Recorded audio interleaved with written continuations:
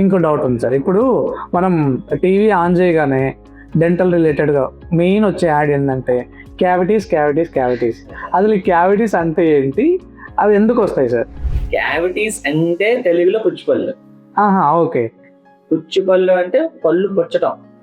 ఇప్పుడు ఈ చెక్క ఉంది, ఈ చెక్క టెర్మైట్ పట్టింది అని అంటే టెర్మైట్ ఈ రోజే దీని మీద ఎఫెక్ట్ చూపిస్తుంది. అసలు టెర్మైట్ పట్టినట్టు కూడా మనకి తెలియదు. ఓకే. లోపల పురుగు ఒకటి పట్టింది అని కూడా మనకి అర్థం కాదు. దాని పని అది స్లోగా చేసుకొని ఒక ఎక్స్టెన్షన్ వరకు అది ప్రభావం చేసిన తర్వాతే మనకి అది పాడైంది అని మనం గమనిస్తాం. అవును సార్. సేమ్ అట్లానే పళ్ళు కూడా. ఓకే.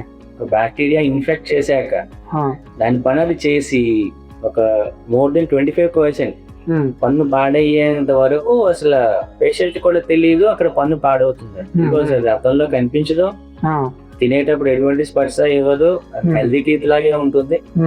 సో ఎప్పుడైనా 25% కన్నా ఎక్కువ పన్ను పాడవుతుందో నర్వ్స్ కి ఈ బ్యాక్టీరియా తగలడం, ఇన్ఫెక్ట్ అవ్వడం, నర్వ్ స్పర్శ అప్పుడు స్టార్ట్ అవుతుంది. నెగటివ్ స్పర్శ నర్వ్ ఇవ్వడం స్టార్ట్ చేసి then patient starts feeling.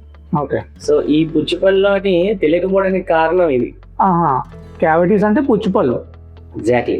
Okay sir. ఈ పుచ్చిపళ్ళు ఏంటంటే మన పేషెంట్స్ తెలుసుకోలేరు.